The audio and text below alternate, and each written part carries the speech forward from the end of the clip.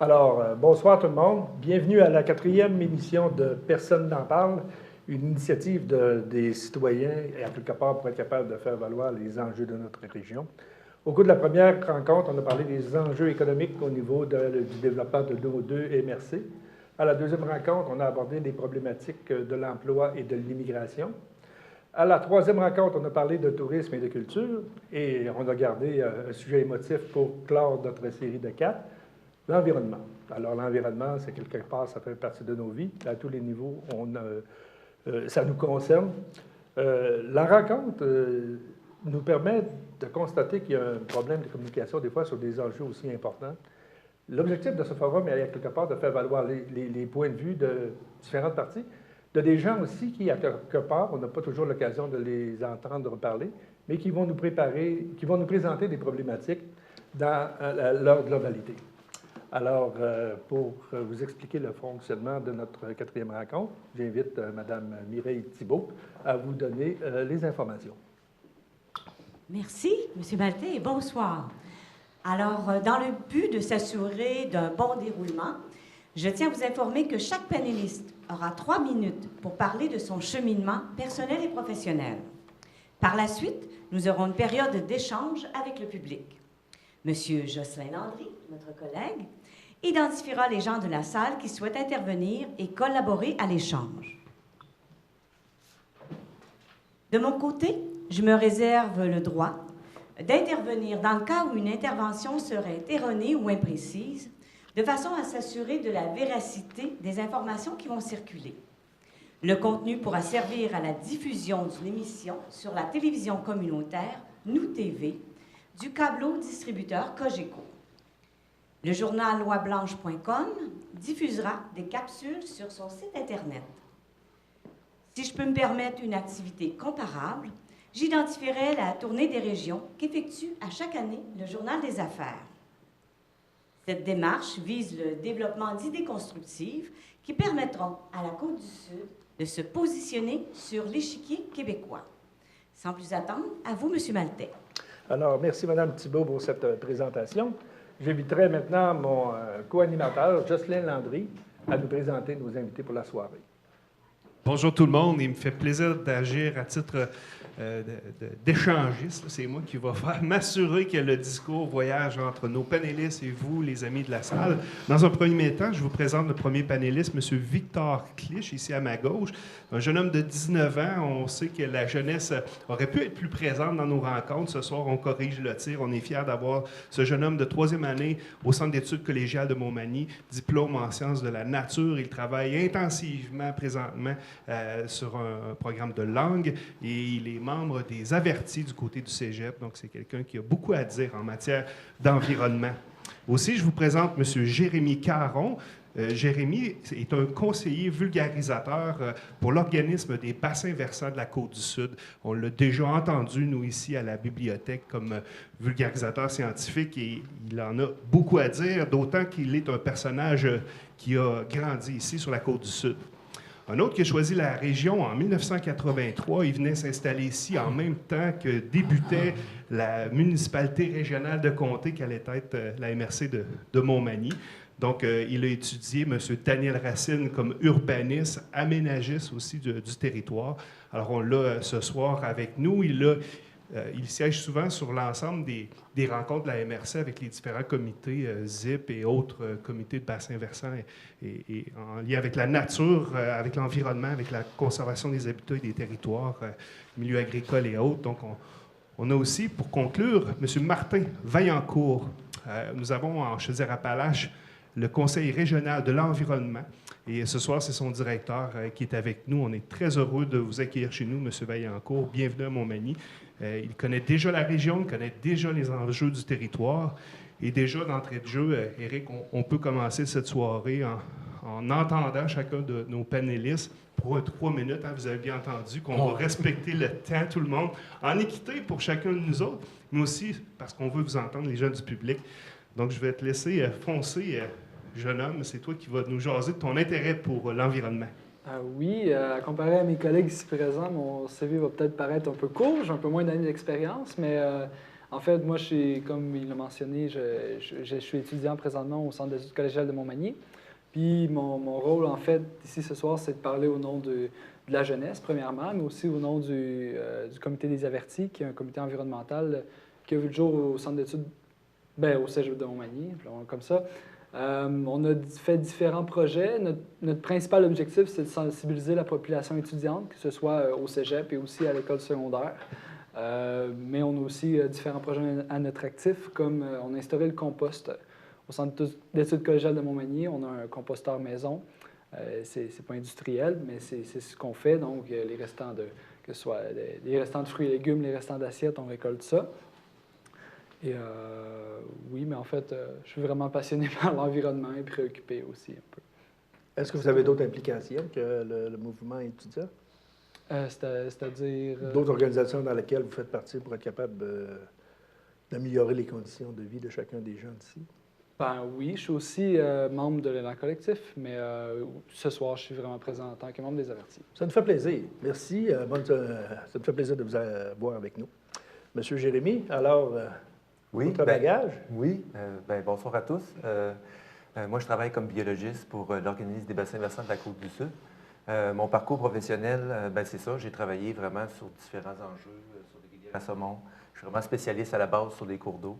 Mais j'ai été amené à travailler aussi avec les communautés autochtones sur des consultations qu'il y avait sur le territoire.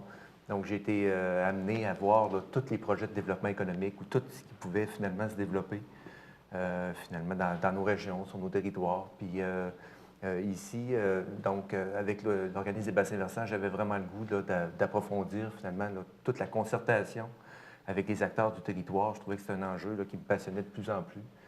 Puis que je trouvais tellement important, c'est le lien finalement entre les projets puis entre les gens qui habitent le territoire, entre les problématiques environnementales aussi. C'était vraiment d'avoir un input positif là-dedans. J'ai des projets aussi avec les jeunes, donc dans les écoles, ça me passionne aussi beaucoup. Mais ce soir, je représente vraiment l'organisme des bassins versants, qui est un organisme qui fait la concertation des enjeux de l'eau, comme je le disais, avec les différents acteurs du territoire. Donc, ça me fait vraiment plaisir d'être ici. D'environnement. Merci. Maintenant, on va laisser la parole à M. Daniel Racine de la MRC. Bonsoir tout le monde. Ce soir, moi, je représente toute une équipe. Finalement, à la MRC, on a plusieurs dossiers qui touchent l'environnement. Entre autres, l'aménagement du territoire, qui était mon dossier à la base quand je suis arrivé à la MRC de Montmagny. Donc, si on parle d'aménagement du territoire, on parle d'urbanisme, on parle de gestion des cours d'eau, on parle de gestion de la forêt. On parle de création aussi, parce que l'environnement aussi, la protection, mais la création comme le Parc régional des Appalaches. Aussi, à la MRC, il y a une équipe qui travaille sur la gestion des matières résiduelles, donc le recyclage, le compostage, les bouts de faux septiques, donc toute la gestion de ces transports-là, cette récolte-là. Et puis, il y a aussi, je parlais de cours d'eau tout à l'heure, on est souvent entre la protection d'un cours d'eau, mais aussi son entretien. Ça fait que souvent, quand tu étais formé à l'aménagement et à la protection des cours d'eau, puis il faut les creuser, disons que c'est tout un choc. Alors, il faut faire ces compromis-là souvent entre le bon fonctionnement et la protection. Fait que au niveau de la MRC, plus qu'on ait plusieurs dossiers comme ça, on doit travailler à essayer de cohabiter dans les différents usages. Fait que ce soir, on pourra discuter là-dessus. Moi, au point de vue personnel, j'aime bien m'en aller la fin de semaine dans le Parc des Appalaches pour aller dans la forêt. Tout à l'heure, on vous disiez que on allait se présenter sur le plan personnel, mais sur le plan personnel, je peux vous dire que j'apprécie beaucoup les milieux naturels.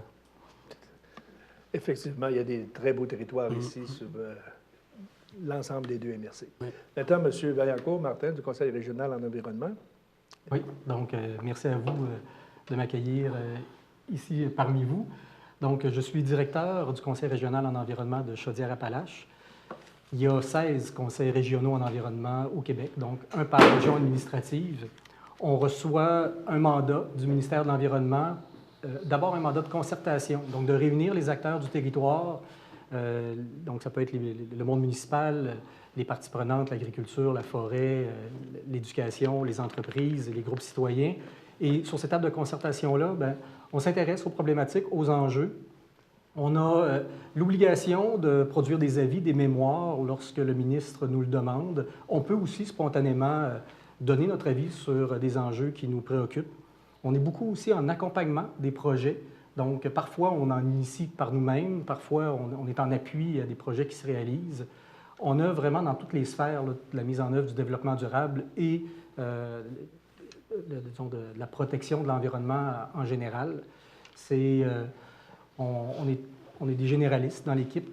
L'équipe du CRECA a grandi là, pendant les dernières années. Actuellement, on est 6 professionnels qui touchent différents sujets. On est très présent dans Chaudière-Appalaches au cours des 2 dernières années là, sur la mobilité des personnes. Donc, on a déployé des stationnements incitatifs. On est en train de favoriser le covoiturage. On cherche à favoriser le covoiturage. Prochainement, on va installer un certain nombre de bornes électriques pour favoriser aussi la recharge des véhicules. On travaille beaucoup sur des dossiers de conservation des milieux naturels, principalement dans les vieilles forêts qui sont présentes encore sur le territoire, là, en très petit nombre. On travaille beaucoup sur de la conservation volontaire auprès des citoyens qui désirent mettre en valeur leur terrain, leur lot. On va s'intéresser à la protection des milieux humides, à l'aménagement du territoire. Parfois, on est en intervention en gestion des matières résiduelles. Bref, on touche vraiment là, à peu près tous les secteurs d'activité. Donc, ça va faire plaisir de partager ces éléments-là avec vous ce soir. D'un point de vue plus personnel, j'ai une formation en sciences, donc chimiste de formation, mais rapidement, je me suis intéressé à l'éducation aux sciences. Donc, ce qui m'a fait en sorte que j'ai pratiquement complété une maîtrise en didactique des sciences sur les questions, les enjeux énergétiques. Et par la suite, je suis allé chercher des outils complémentaires là, avec une maîtrise en administration des affaires, ce qui m'a amené, à la sortie de ma maîtrise, à travailler à Montmagny pendant près de 12 ans, donc à la conférence régionale des élus comme conseiller en développement régional. Donc, à ce moment-là, je touchais énormément de dossiers de développement pour l'ensemble de la Chaudière-Appalaches. Et quand j'ai quitté la conférence régionale des élus pour le conseil régional en environnement, comme je dis, parfois j'ai perdu mon accent, l'acronyme est le même. En fait, j'ai continué à faire du développement du territoire, mais avec la lunette environnementale là, qui était la principale façon de voir les choses. Mais auparavant, là, on y touchait déjà. Puis, d'un point de vue bénévole, je préside une organisation sur la Côte-Nord qui est Explo Nature, qui est un centre d'éducation relatif au Saint-Laurent marin et qui a aussi des activités de recherche, notamment l'Observatoire d'oiseaux de Tadoussac. Donc, si on n'est pas intéressant pendant la soirée, vous sortez vos téléphones, vous pitonnez ça, puis vous allez voir ces éléments-là. Mais sinon, je vous invite à nous écouter. Un coup d'œil comme ça dans l'Assemblée, je pense que vous risquez d'avoir des questions qui pourraient être intéressantes. Notamment quand on parle de la dualité de l'économie versus l'environnement, on devrait avoir des sujets qui sont intéressants. Et pour mettre la table, j'aimerais savoir, peut-être je vais m'adresser à M. Racine, quels sont les principaux enjeux au niveau environnemental, au niveau de nos 2 MRC ici, mais MRC de Lilley et MRC de Montmagny? Bien, la gestion des matières résiduelles est un gros enjeu parce qu'on a des mandats donnés par le gouvernement et aussi des dates à respecter. Alors, on sait à Montmagny, là, il y a plusieurs gens de Montmagny ici, on va avoir le compostage à la maison, donc le service de collecte des matières putrescibles à la maison. Fait que ça, c'est pas par une décision qui est venue comme ça pour dire qu'on va faire comme les autres, mais c'est parce qu'on a vraiment un enjeu de réduire les matières qui se rendent dans les sites d'enfouissement. Alors, on pense à Berthier-sur-Mer, il y a eu cette expérience-là qui était très concluante. Ça a fait baisser beaucoup, je ne sais pas les chiffres exacts, là, mais ça a fait baisser quand même beaucoup les matières qui se dirigeaient vers les centres d'enfouissement. Et même, ça a baissé le recyclage, parce que il y a des fois, il y a des gens qui mettent au recyclage des choses qui sont finalement rejetées quand le carton est souillé et tout, ce qui va aller dans la matière putrescible. Ça, c'est du côté de la gestion des matières résiduelles. Du côté de l'aménagement, développement, mais on a le transport collectif sur lequel on travaille, et puis qu'il y a des gros enjeux d'organisation sur un territoire rural, de financement par les ministères. Et puis, il y a des projets qu'on travaille avec vous pour le covoiturage, les stationnements incitatifs.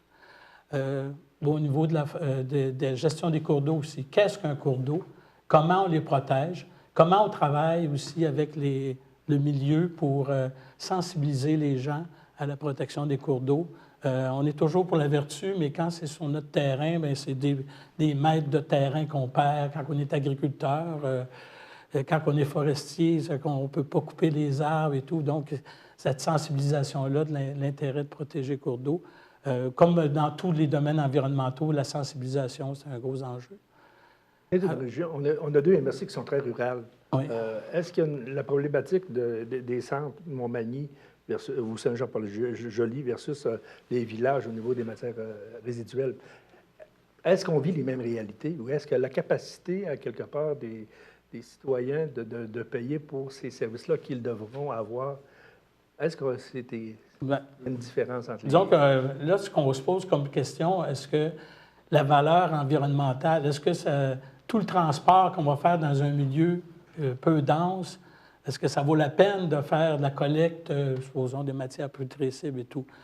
On a fait des expériences de composteurs à la maison, à l'île aux Grues, par exemple, et puis ça a fait baisser les matières résiduelles qui étaient envoyées vers les sites d'enfouissement. Alors, il faut toujours peser le pour et le contre, là. Mais pour les milieux urbains, on voit que ça vaut la peine. Donc, pour les cœurs de village, tout ça, on pense qu'à long terme, ça sera une solution pour... Mais tandis que vers les rangs, les zones plus rurales, là, ça va être une question à se poser. On parlait en préparation de la rencontre, à un moment donné, de la problématique des sites d'enfouissement. Ici, à quelque part, on a Armand, à un moment donné, où les sites d'enfouissement, il y aura des décisions à prendre au cours des prochaines années. Est-ce que la problématique de ces matières résiduelles-là, vous la voyez comment? En fait, le secteur de la Côte-du-Sud n'est pas différent du reste de la Chaudière-Appalaches. Partout, il y a un effort à faire là, pour sortir les matières putrescibles des poubelles. C'est à peu près la moitié de votre poubelle là, qui est constituée de matières organiques qui peuvent être valorisées de deux façons, principalement, là, par compostage ou par biométhanisation. Donc, ce qui est une étape, là, souvent avant le compostage, pour aller chercher les biogaz là, que la matière peut générer. Dans les deux cas, ça exige de faire un tri de qualité, parce que la qualité du compost ou la qualité du digesta, c'est souvent en fonction des intrants, donc de ce qu'on met dans le composteur. Plus les gens sont assidus à mettre la bonne chose dans le composteur, bien, plus le terreau, là, en fait pas le terreau c'est toujours le mélange, là, mais le compost qu'on va ajouter au terreau va être de qualité. Les gens à Saint-Henri, il y a une grande plateforme de compostage industriel, cet endroit-là. Ils font toutes sortes de variétés de terreaux. Donc, il y a des terreaux qui sont valorisés par les horticulteurs et il y a des terreaux qui vont aller sur la revitalisation des sols ailleurs, là, sur le territoire.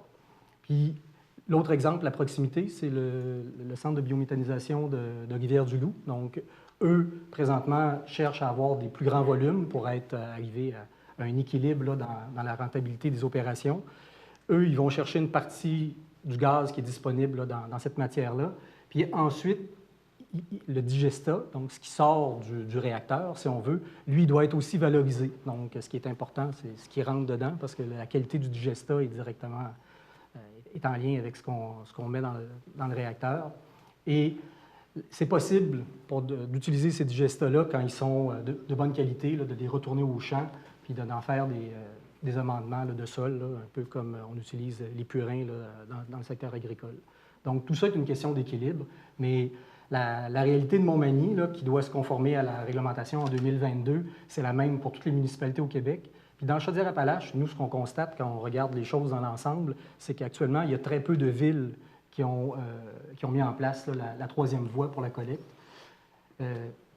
Puis effectivement, il y a des questions qui se posent dans le milieu rural. Je dis souvent la blague que les élus municipaux, la première fois qu'ils me parlent des gaz à effet de serre, c'est toujours le camion qui va aller chercher le compost dans le rang. Et, en fait, c'est une blague, là, mais c'est une goutte d'eau là, dans les effets de serre là, du camionnage. Là. Et ce qu'il faut voir, c'est est-ce qu'on peut aller chercher les poubelles 2 fois moins souvent pour, en alternance, aller chercher le compost à l'occasion? Est-ce que les camions sont capables de faire les deux? Est-ce que tout ça est possible? Disons, les coûts sont plus sur la gestion du parc roulant que sur le kilométrage supplémentaire là, qui est fait par un camion lors de la collecte. Mais je comprends que ça disais que 50 de notre bac vert, finalement, ça doit être du bac brun. C'est ça. Donc, on peut alterner. On l'a constaté à Berthier aussi. Est-ce qu'on voit des désavantages à la gestion du bac brun? Des Des désavantages? senteurs ou des verres blancs? Oh oui, à un moment oui, donné, là, là, c'est sûr parce qu'à un que moment donné, c'est monsieur, un madame, tout le apprentissage. monde qui vont avoir ce bac-là dans leur cours demain matin, Oui. je dis, il y a un questionnement.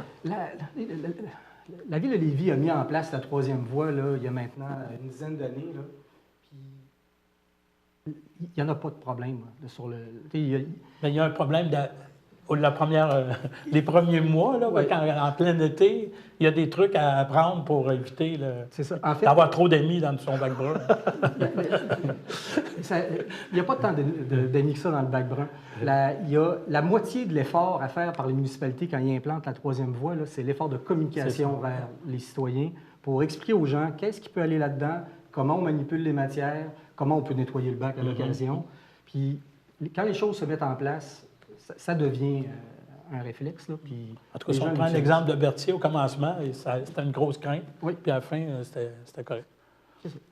Monsieur Clich, je vous interpelle. Au niveau des jeunes, est-ce que c'est des actions dans lesquelles votre génération sent qu'à un moment donné, il y a une préoccupation plus grande envers l'environnement?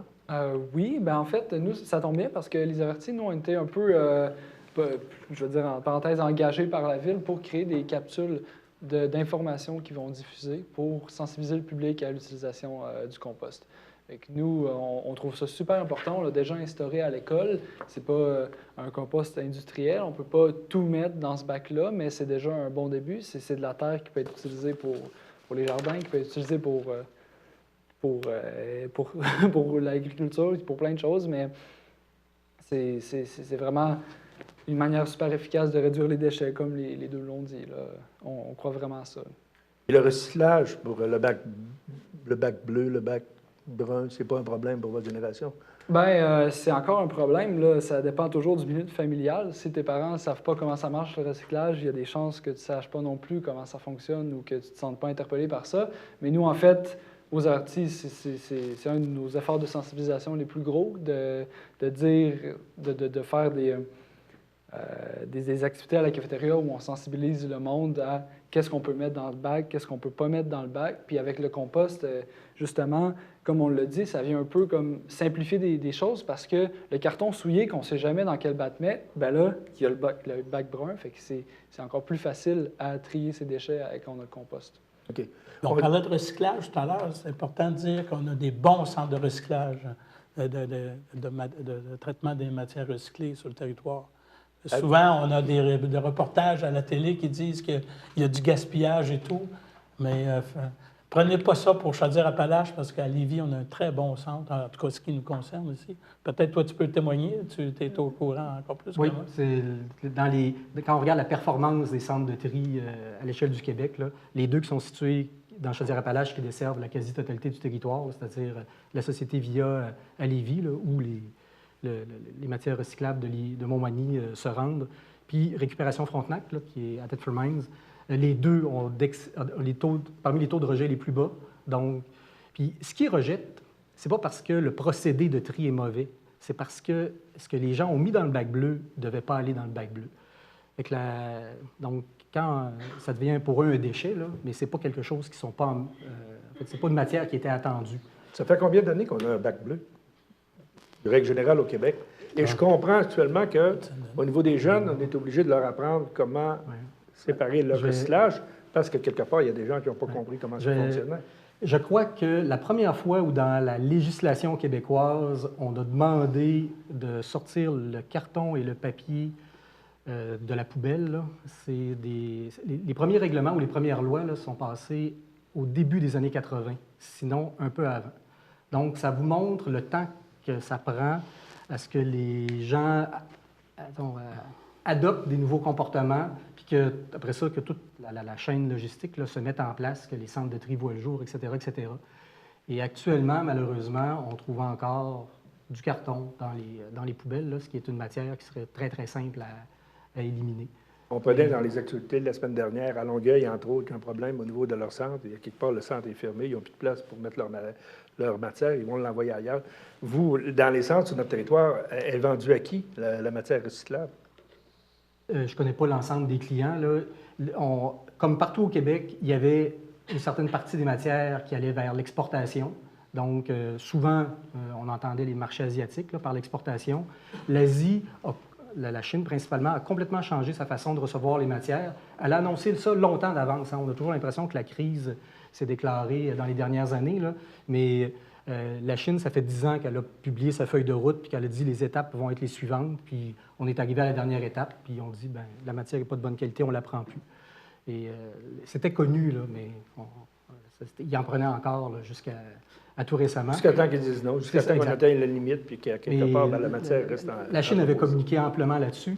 Donc là, on s'est retrouvé avec un problème, quels sont les débouchés, etc., etc. En fait, le défi qu'on a comme société, c'est d'avoir des valorisateurs à proximité. Il n'y a pas de raison d'envoyer des plastiques à l'autre bout, à l'autre bout des routes maritimes. Là. On pourrait très bien essayer de les transformer ici. Puis il y a différentes qualités de plastique. Il y en a qu'on transforme déjà ici. Donc là, c'est toujours de voir la valeur ajoutée. Donc souvent, ce avec quoi on n'est pas capable de faire des recyclages de qualité, c'est parce que c'est des plastiques qui n'ont pas été conçus pour ça. Donc c'est des plastiques qui se recyclent très mal ou très peu. Donc il faut que tous ceux qui produisent ces matières-là participent à l'effort collectif, puis qu'on ait davantage ce qu'on appelle de l'éco-conception dans les emballages. Donc de prévoir que lorsqu'on met quelque chose en marché, que cette matière-là puisse avoir une deuxième vie. Mais, tu sais, c'est des enjeux complexes. On ne développera pas les marchés ce soir. On ne pourra pas développer les marchés ce soir. Mais on a un projet de symbiose industrielle. Allons-y, allons-y. Donc, c'est pour une industrie qui a des rejets ou une autre industrie peut peut-être les utiliser comme intrants pour faire ses produits. Le plus bel exemple, c'est les scieries. Les scieries, ils font des 2x4 avec le bois et tout, mais la sciure de bois était avant, ils faisaient de l'empilage, ils brûlaient ça. Maintenant, c'est vendu pour des moulins, pour le papier et tout. Donc, ce qui est un rejet, un sous-produit, bien, devient un intrant pour l'autre. Fait qu'il y a une personne dans les deux MRC, là, qui fait pour les deux MRC, qui approche les industries pour voir c'est quoi vos rebuts, et puis, en tout cas, et quels sont les besoins que vous avez. Puis, il y a quelques petits projets. C'est difficile à commencer, mais ce serait un bel exemple à suivre là, dans le domaine des scieries. On aura la chance d'y revenir tantôt à la période des questions. M. Caron, un mot à ajouter sur cette problématique au niveau du recyclage? Ou... Du recyclage, moi, je trouve que justement, au niveau des matières, je trouve ça intéressant, ce qu'on a commencé à aborder. Vraiment de regarder en amont aussi. C'est encore beaucoup des dérivés là, qui viennent du pétrole et tout ça. Qu'est-ce qu'on serait capable de faire au niveau de nos matériaux qu'on a ici sur place là, pour créer justement des alternatives aux récipients? J'ai l'impression qu'on a dévié une partie des matières qui s'en allaient dans le bac vert pour le rediriger dans le bac de recyclage, le bac bleu, mais en même temps, toute cette accumulation-là d'emballage qui finit plus, je ne sais pas, je trouve qu'on aurait peut-être une réflexion à faire en amont pour voir comment diminuer là, à la source ce qui pourrait être carrément levé du système. À la base de la consommation, de tout ce qu'on peut avoir qui est dans des contenants de plastique.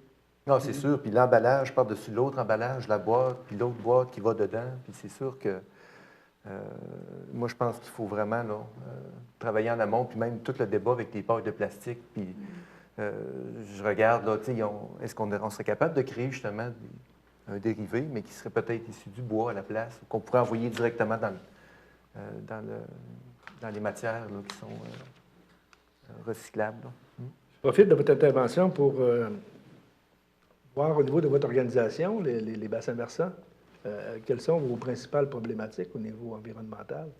Les problématiques au niveau du bassin versant, disons que ça touche plusieurs enjeux. Il y a tous les enjeux de l'eau potable.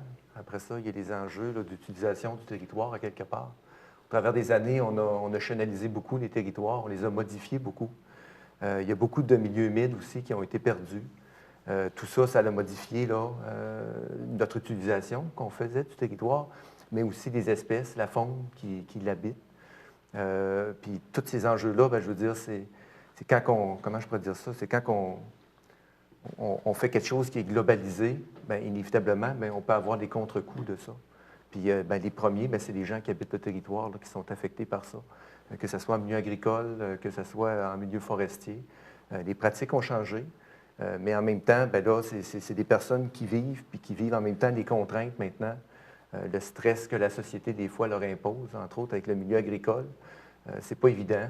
Les enjeux, il y a des bandes riveraines, il y a tous les produits qu'on utilise, des fertilisants, puis en même temps, on sent que les gens sont maintenant dépendants de certaines pratiques.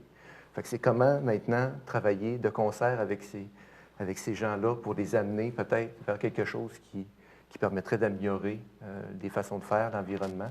Mais en même temps, on a tout le temps dit, on leur a rajouté du fardeau, on leur a rajouté des façons de faire, puis pour essayer de tout le temps rendre les choses de plus en plus efficaces. Puis c'est ça qui n'est pas évident. Après ça, c'est de revenir en arrière puis de vraiment voir c'est quoi les changements qui vont être efficients. Vous parlez de deux grandes industries, l'industrie forestière 1, l'industrie avec forestière. les chemins qu'on fait en milieu forestier, puis Oui. à quelque part, on dérive le ruissellement de l'eau. Et l'autre, c'est au niveau des terres agricoles. On parle de fertilisants, d'engrais, on parle de purin, l'épandage de purin. Est-ce que ça fait partie de vos réalités encore aujourd'hui? Oui, ça, oui, ou, oui. Il y a beaucoup de est-ce tests qu'il y a qui une sont- solution à ces problématiques? Oui, il y a des solutions, mais je pense qu'il faut prendre le temps de les expliquer. Mais oui, il y a des solutions. On a des Donne projets le à temps. l'organisme de bassin versant. On a des experts, des agronomes, justement des biologistes, des experts en environnement qui sont là pour accompagner. On essaye de créer des projets de faire un réseautage avec plusieurs... Justement, on a un projet des deux MRC avec l'OBV de la Côte-du-Sud pour une rivière. Et puis, on va amener des agriculteurs qui sont le long de cette rivière-là. On va les sensibiliser, mais aussi faire Quelle des rivière, aménagements. M. Racine, vous voulez nous parler? On s'en va vers la rivière Vincelotte. OK. Qui est dans quel secteur OK, pour le le Cap bénéfice? Saint-Ignace, Lillet, dans OK. la limite des deux. En tout cas, c'est une rivière qui est ciblée. Et il y en a peut-être un autre aussi dans Lillet là, qui est ciblé. Puis là, bien, on va avoir des activités par rapport à l'eau. Il va y avoir des travaux qui vont être faits comme un genre de bac de démonstration. Puis, d'un autre côté, on travaille sur la protection et la mise en valeur des milieux humides avec le CRECA. Donc, toutes les MRC de Chaudière-Appalaches se sont regroupées parce qu'on a une commande du gouvernement de faire des plans de protection de mise en valeur des milieux humides par MRC, mais MRC par MRC, ça n'a pas de sens parce que les cours d'eau, tout est interrelié. Et puis, sur mon territoire, j'arrête C'est là, on ça, en reprendra fait que, sur l'autre. on le fait pour toute Chaudière-Appalaches avec le CRECA. Fait que ça, c'est toutes de nouvelles approches. Le plan de gestion des zones inondables aussi qui s'en vient. Il va y avoir un renouvellement aussi dans cette politique-là. Des nouvelles approches sur lesquelles on devra travailler. On travaille. Et puis, mais là, ça va être la sensibilisation. Parce qu'il y a des gens, là, milieu humide, eux, c'est simplement peut-être une mare à canard, mais ça va au-delà de ça, le milieu humide. Là. Et puis, l'impact pour les inondations, comme tu disais. Fait que ce sont des enjeux là, qu'on travaille avec soit les OBV ou le CRECA. Parce qu'à quelque part, on a chanalisé le territoire beaucoup, que ce soit en territoire public avec les forêts, que ce soit en milieu agricole, que ce soit même en milieu urbanisé avec les égouts fluviaux et tout ça. C'est toutes des... Finalement, c'est qu'on ne veut pas que l'eau reste sur des territoires, à quelque part, pour pouvoir profiter, mais en même temps, toute cette eau-là, bien, à un moment donné, elle se ramasse dans les cours d'eau.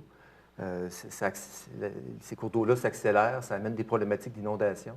Donc, il faut regarder des fois de où est-ce que le problème vient, ou de qu'est-ce qu'on a fait plutôt comme aménagement du territoire pour réaliser les impacts que ça a. Là. Est-ce qu'on analyse la qualité de ces ruisseaux? Est-ce qu'on Oui, sait? oui. On a plusieurs stations, nous, sur le territoire. On analyse la qualité de l'eau sur plusieurs rivières témoins. Donc, ça nous permet de suivre dans le temps l'évolution, justement, de l'état de nos cours d'eau. On a même d'autres techniques, même en analysant les invertébrés qu'on retrouve dans les cours d'eau. Les invertébrés, c'est un indicateur. Il y a des espèces de poissons aussi qui nous permettent d'avoir une idée sur la qualité de l'eau. Donc, c'est tous des moyens qu'on a là, pour suivre l'évolution, si on veut, de notre environnement en lien avec l'eau. Vous pouvez nous donner un exemple? J'aimerais ça avoir un exemple de la qualité d'une espèce. Un exemple de la qualité, bien, on a peut-être, une situation qu'on essaie de corriger présentement, entre autres sur la rivière Boyer. la rivière Boyer, bien, il y avait une des plus importantes frayères à Éperlé-Arc-en-Ciel, finalement, là, dans le Saint-Laurent. Puis cette frayère-là est disparue. Puis là, on essaie de comprendre qu'est-ce qui s'est passé, là. Puis entre autres, bien, toutes les analyses de qualité de l'eau nous permettent là, de peut-être entrevoir qu'est-ce qui aurait pu causer cette disparition-là. Puis après ça, bien, au travers de projets, puis au travers de sensibilisation, essayer de réseauter les gens pour améliorer la situation. Entre autres, il y a des projets en milieu agricole où on essaie de replanter des bandes riveraines, replanter des arbres qui est une protection. Ce n'est pas la protection totale, mais ça évite qu'il y ait des sédiments qui se ramassent, entre autres, dans le cours d'eau.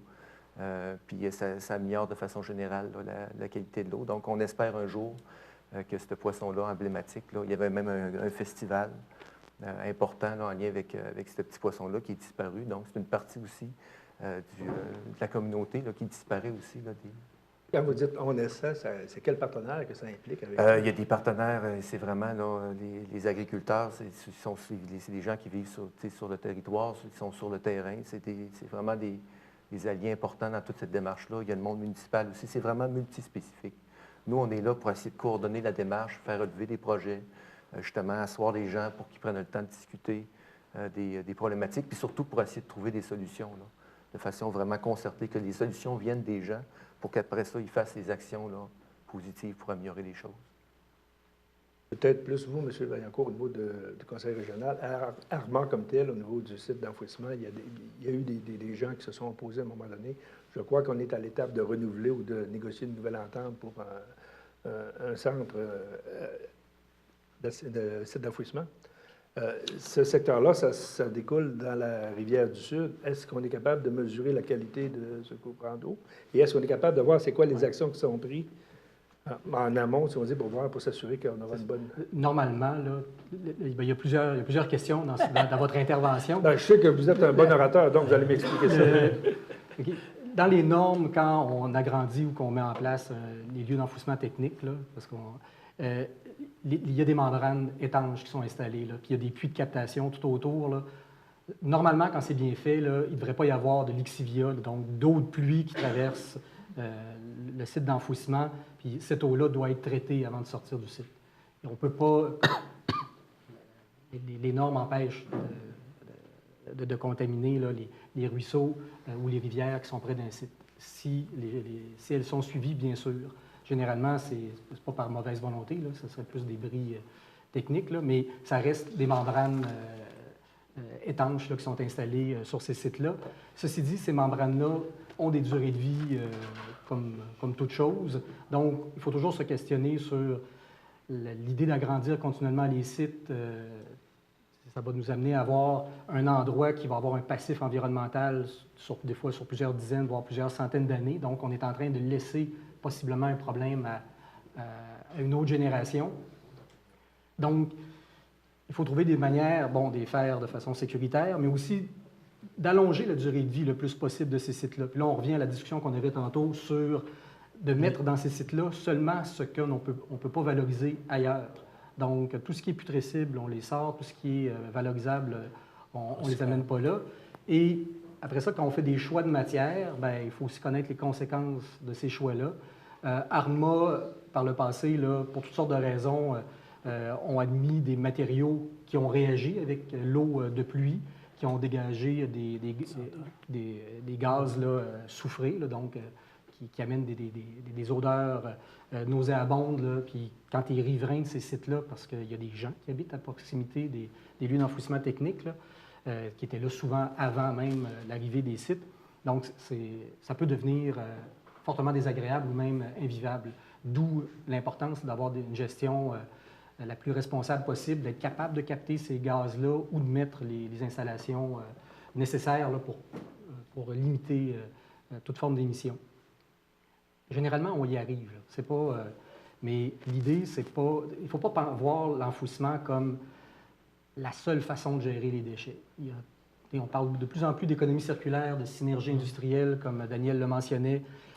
Normalement, là, il devrait rester très peu de déchets qui se rendent dans les sites d'enfouissement si toute la chaîne était optimisée. Est-ce que c'est la fin des sites d'enfouissement au Québec? Probablement pas. On a encore plusieurs dizaines d'années devant nous, mais il faut arrêter d'enfouir, c'est clair. Il y a Il y a des pays en Europe qui ont passé des lois qui interdisent l'enfouissement. Ça a forcé drôlement les autres chaînes à devenir innovantes puis à s'améliorer. Donc, puis les coûts à l'enfouissement peuvent aussi, il y a déjà actuellement là, des redevances que les municipalités doivent verser. Donc, à toutes les fois qu'il y a une tonne qui est enfouie, ça coûte cher au monde municipal d'enfouir si on valorise peu. Donc, ce n'est pas des incitatifs, là, on comprend. Là. Ben, en fait, c'est des incitatifs. C'est un incitatif pour aller vers le recyclage et le compostage. On s'entend que c'est un enjeu majeur ici Oui, au niveau de nos ben, régions. c'est ça. Mais cette réalité-là est présente sur les territoires, est présente ailleurs aussi. On va rester dans le domaine de l'eau, le littoral. Est-ce que quelque part, les changements climatiques, mauvaise température, les vents qui viennent déferler sur nos rives, est-ce qu'on a une problématique au niveau de Érosion. l'enrochement de notre littoral? Érosion, oui, Et, problématique. est-ce qu'on est capable d'identifier à un moment donné, on peut faire quoi pour Des solutions. Des solutions pour l'érosion. Le reprofiler une plage, c'est une solution. J'apprécierais, est-ce qu'il y a des secteurs spécifiques qu'on pourrait identifier pour permettre aux gens de comprendre? C'est les pires que on peut identifier. Parce qu'il y a des secteurs où on peut faire de quoi par des méthodes douces, comme vis-à-vis Montmagny, vis-à-vis la polyvalente vers le fleuve.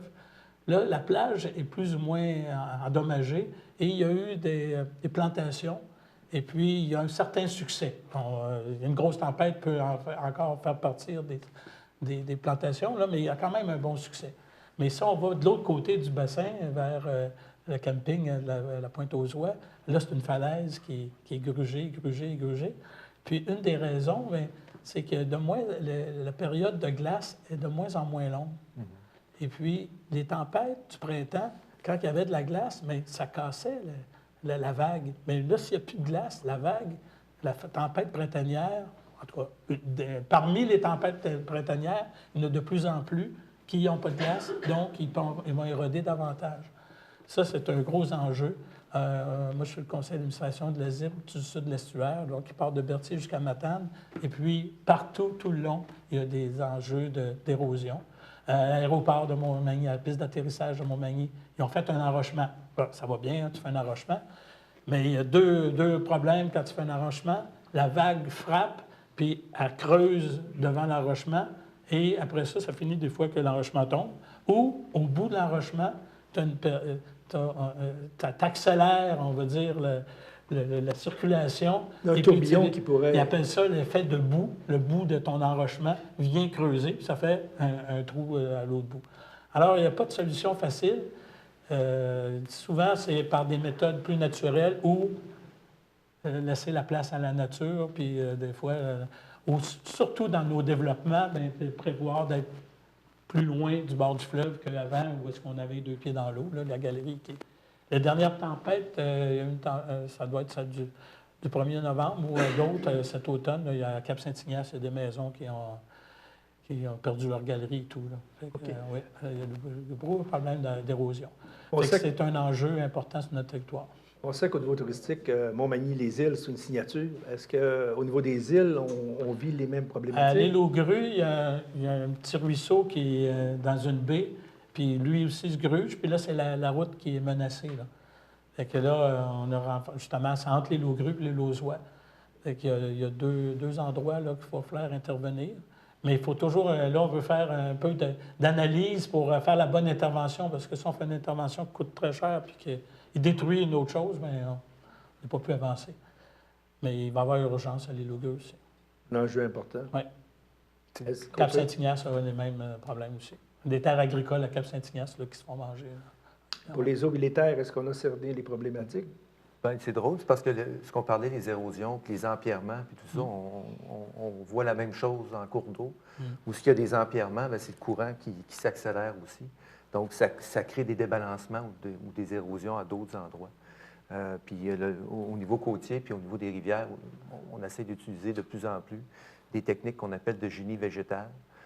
Donc, c'est d'essayer de trouver les bons végétaux qui vont résister, de temps en temps peut-être amoindrir les pentes, puis vraiment d'essayer de réimplanter la berge pour avoir une berge qui est naturalisée, au lieu d'avoir un ouvrage qui est fixe puis qui va accélérer le courant, puis qui va amener les autres problématiques que Daniel parlait tantôt.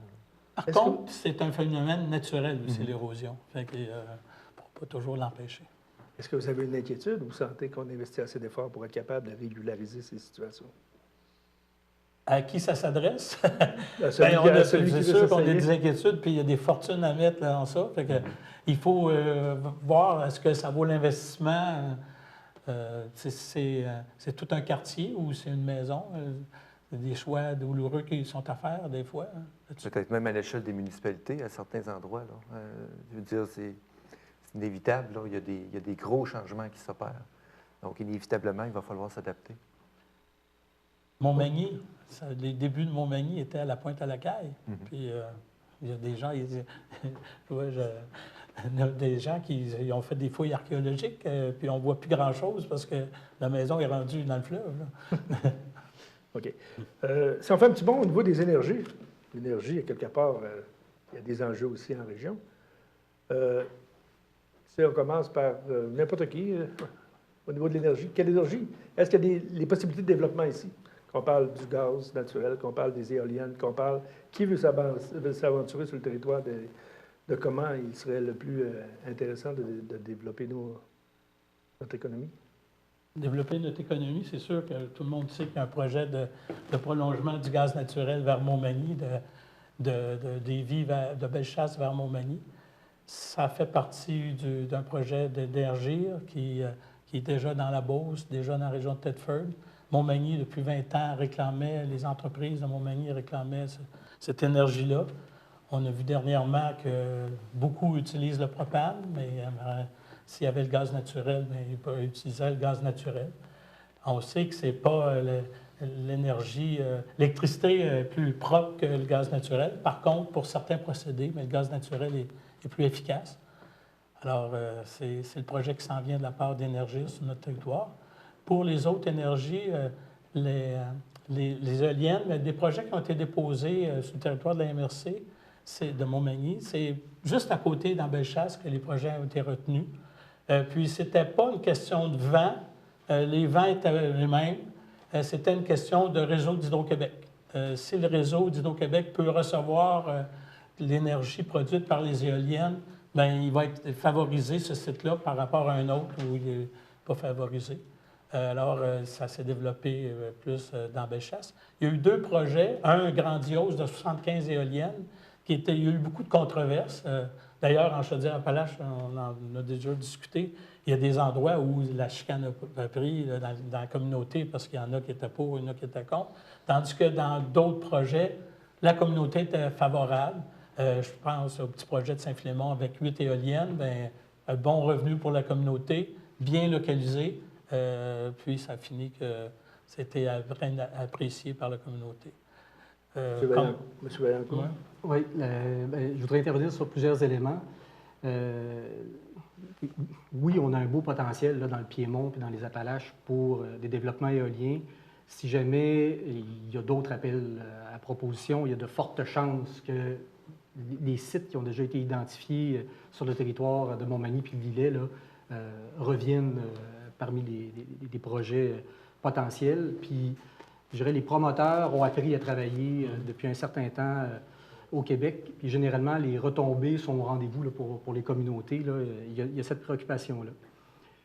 Il y a une autre façon de développer l'économie énergétique de la région, c'est par l'exploitation de la biomasse à des fins de chauffe. Donc, on a un bel exemple ici, l'hôpital de Montmagny, là, qui se chauffe à la biomasse forestière. Ça permet, bien sûr, d'aller chercher la ressource à proximité, donc auprès parfois là, des forestiers ou des coopératives forestières dans le coin. Souvent, ça prend une plateforme, là, donc un endroit où la matière qui va être...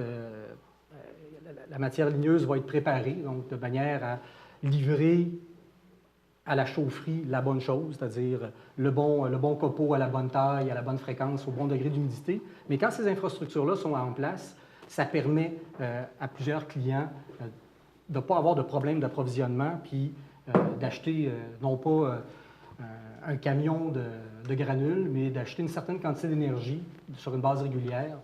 Et ça, il y a un potentiel incroyable pour la région ici, parce que le secteur forestier est très proche des endroits où on habite. Les distances de transport sont courtes, donc il y a une rentabilité économique, mais ça fait un certain sens. Et la biomasse forestière là, devrait être davantage employée pour toutes sortes de réseaux. Il y a des exemples. Ailleurs au Québec, là, il y a des petits villages au Bas-Saint-Laurent puis en Gaspésie qui ont des réseaux de chaleur.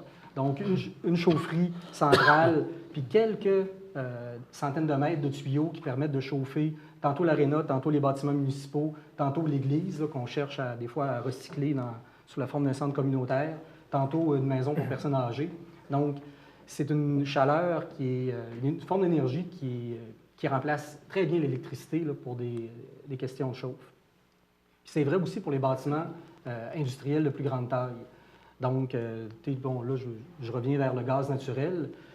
Ce n'est pas le premier projet d'extension du réseau gazier qu'on observe en Chaudière-Appalaches.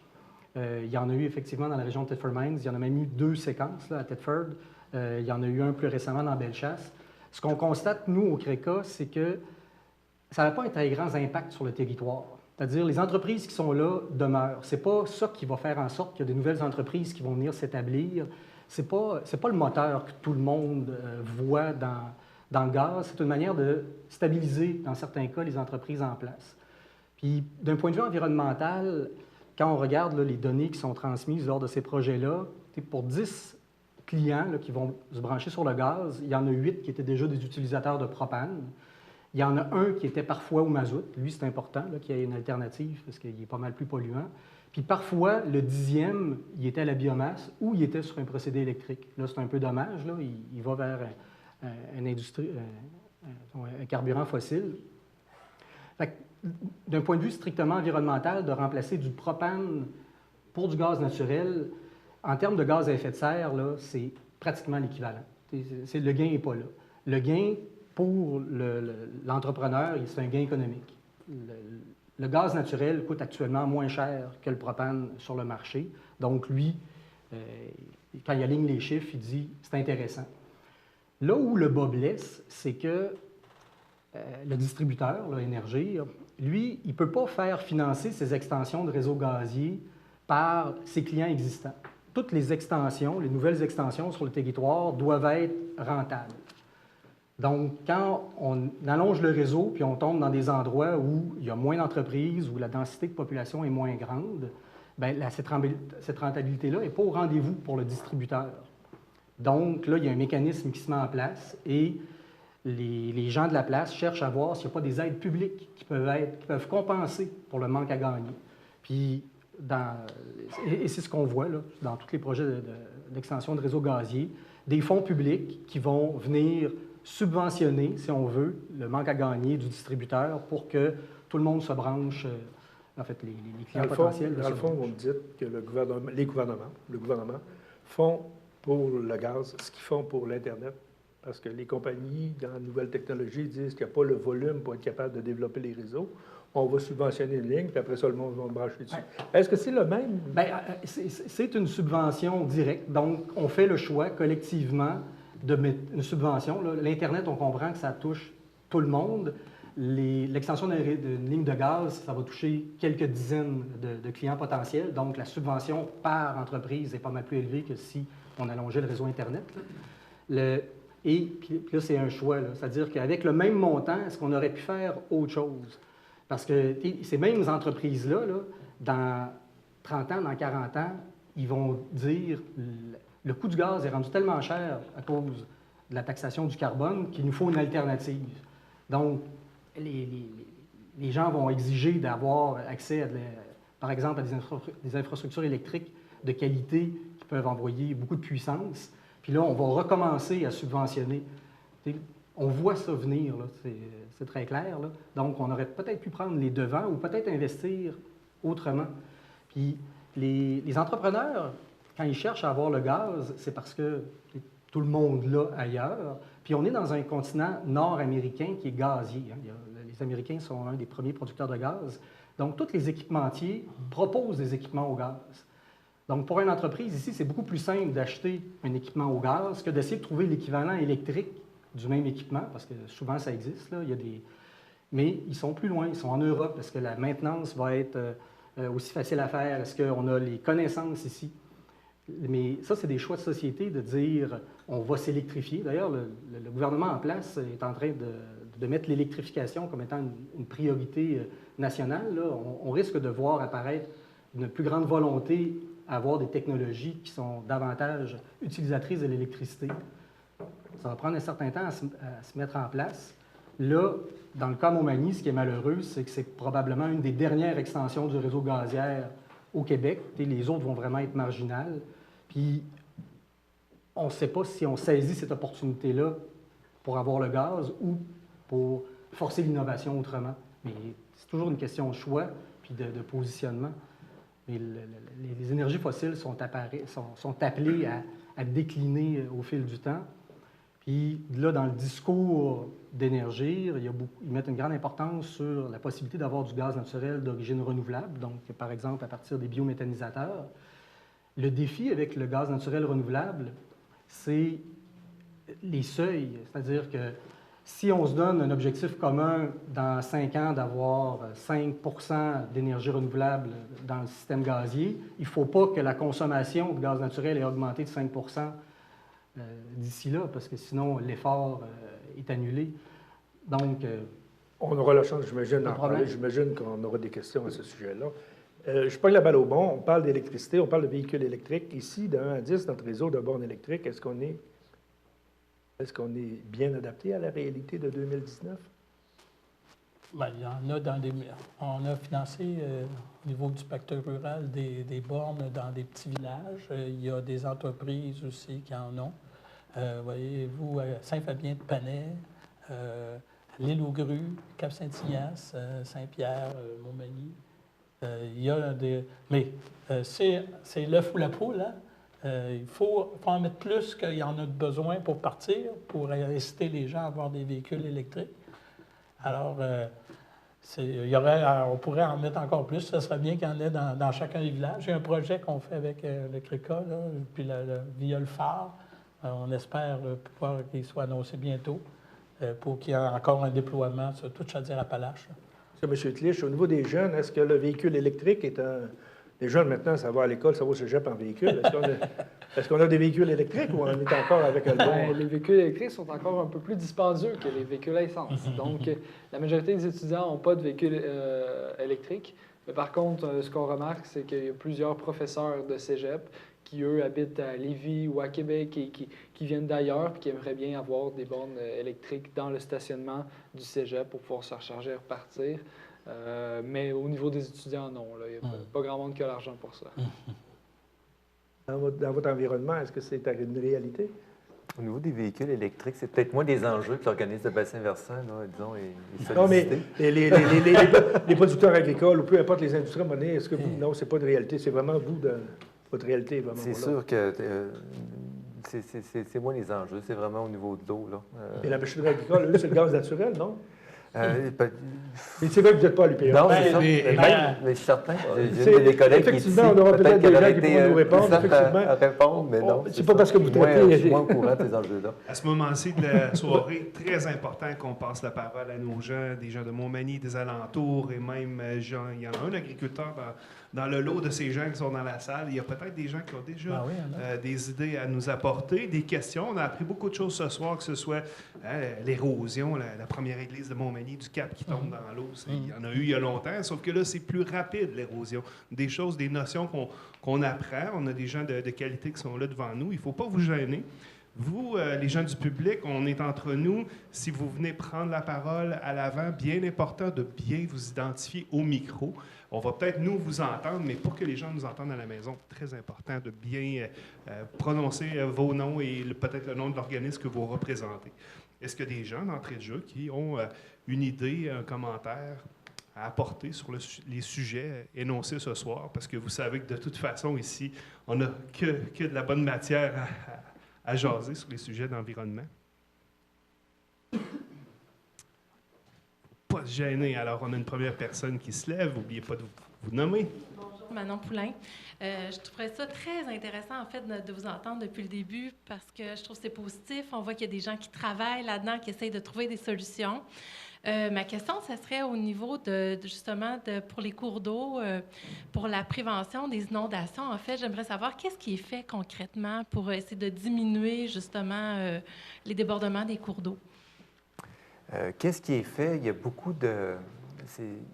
Je sais que Daniel pourrait répondre aussi là, de son côté. Là. Nous, de notre côté, là, c'est sûr que, comme j'expliquais tantôt, là, au niveau de la chenalisation, là, tout ce qui a été fait, puis tout ça, je pense qu'il y a, il y a beaucoup de projets là, qui s'en viennent là, en lien avec le fait de recréer des milieux humides, essayer de garder l'eau sur les territoires. C'est quand même de 85 à 98 des milieux humides qui sont disparus au travers de toute la colonisation là, qu'on a eue du territoire. Fait que c'est majeur. En même temps, le défi, c'est comment on va faire maintenant pour garder l'eau sur les territoires un peu plus, pour éviter que cette eau-là, finalement, se rende directement au cours d'eau puis qu'elle finisse par créer les débordements. Je sais que nous, au niveau des risques des inondations, il y a des éléments, mais je sais que la MRC sont actifs aussi. Disons que les milieux humides, c'est le dernier dossier qui apparaît. Et puis, si on avait eu cette réflexion-là bien avant, on n'aurait peut-être pas canalisé des cours d'eau pour les mettre en ligne droite plutôt qu'en sillon. On n'aurait peut-être pas drainé certains endroits. Puis là, maintenant, bien, quand on veut vendre la protection des milieux humides, bien, on a juste à parler d'inondation, dire que c'est des éponges, et puis que ces éponges-là, on doit les garder. C'est parce que si on écrase l'éponge, ça s'en va directement dans la ville ou dans le village voisin. Fait que ça, c'est les milieux humides. L'autre aspect, c'est des plans de gestion des zones inondables. Il y a des zones inondables que, peut-être que, comme à Montmagny, on travaille sur un projet de recréer des milieux humides pour un petit peu aider la partie inondable.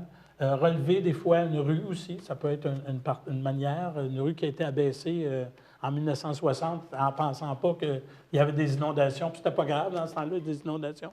Dans les constructions, mais pas faire de sous-sol fini, mais à une certaine hauteur. Fait que c'est ça, ça va être la gestion des risques. C'est là-dessus qu'on va travailler. Puis aussi, bien, les municipalités, maintenant, quand ils font un développement, ils doivent faire des bassins de rétention. Et ça ne doit plus s'en aller directement dans le cours d'eau. Fait que chaque projet domiciliaire doit avoir un bassin de rétention. Puis nous, on intervient actuellement avec le COBARIC, qui est l'organisme de bassin versant de la rivière Chaudière, donc dans le secteur de Sainte-Marie, et on aménage des jardins de pluie. Donc, mais là, on parle, c'est pas un bassin de rétention, là, comme dans un développement domiciliaire, mais c'est chez un particulier, c'est une infrastructure qui est de plus petite taille, qui retient l'eau de pluie et qui va la relâcher plus lentement dans l'environnement. Donc, de recréer ces rôles d'éponge-là là, pour éviter que les cours d'eau se surchargent puis que les rivières produisent des coups d'eau. Sur les terres publiques, il y a beaucoup de chemins forestiers qui se créent. Et puis là, présentement, à la table G, on a déjà parlé, c'est de peut-être fermer des chemins. Puis il y a maintenant des nouveaux régimes d'aménagement forestier qui vont aussi, il va y avoir plus de réflexion sur les fossés puis le rejet des fossés. Il ne faut pas que ça se rejette, le fossé, il ne faut pas que ça se rejette dans un cours d'eau, mais plus dans la nature, dans la forêt, avant de tomber dans le cours d'eau. C'est que ces préoccupations-là sont de plus en plus importantes là, en matière d'aménagement forestier ou agricole aussi. Agricole, ça peut être des bassins de rétention dans les zones agricoles. Là où on a un petit peu de problème, c'est la Commission de protection du territoire agricole qui dit que faire un milieu humide dans zone agricole, c'est pas faire de l'agriculture. Fait que là, il va falloir se débattre avec la Commission de protection du territoire agricole pour pouvoir faire des milieux humides dans zone agricole. Mais... Puis la nouvelle loi 132 aussi, elle apporte des éléments quand même intéressants au niveau de la gestion de l'eau. C'est que maintenant, quand il y a empiètement sur un milieu humide, la fonction, finalement, c'est qu'il ne faudrait pas qu'il y ait de perte nette. Ouais. Donc là, finalement, il va y avoir un processus de compensation qui a été créé, ce qui fait qu'il y a des argents qui vont être récupérés puis qui vont être redonnés pour recréer des milieux humides. Fait que là, il y a quand même un bel espoir là, de recréer des assises. Là, il y a un bel espoir, puis il y a beaucoup de jobs pour les biologistes.